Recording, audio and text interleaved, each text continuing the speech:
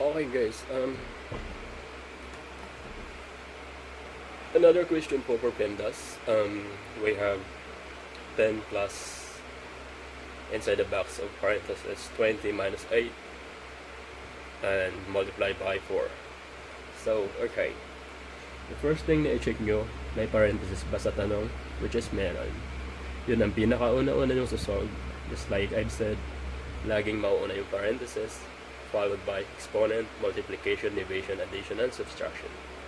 So in this case, lagyan nyo lang, bababa nyo yung 10. Okay, sunod natin na maayos. Bababa nyo yung 10 plus 20 minus 8 equals 12 multiplied by 4. So sa rules ng Pemdas, mauuna yung multiplication. Okay?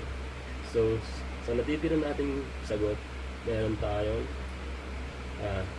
addition and multiplication, which is sa Pemdas, dapat mauna yung multiplication. So from right to left. So ibig sabihin, ito, i-multiply mo muna bago mo siya ipa-plus. Okay? So, ibababa mo yung 10 plus 12 times 4 equals 48.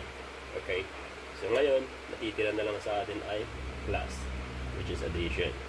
Okay, equals 10 plus 48 equals 58. So yung sagot nyo ay 58. Okay, hopefully na makatulong sa inyo to sa mga assignments nyo or sa mga quizzes. And please subscribe and like. Thank you po sa mga nag-view.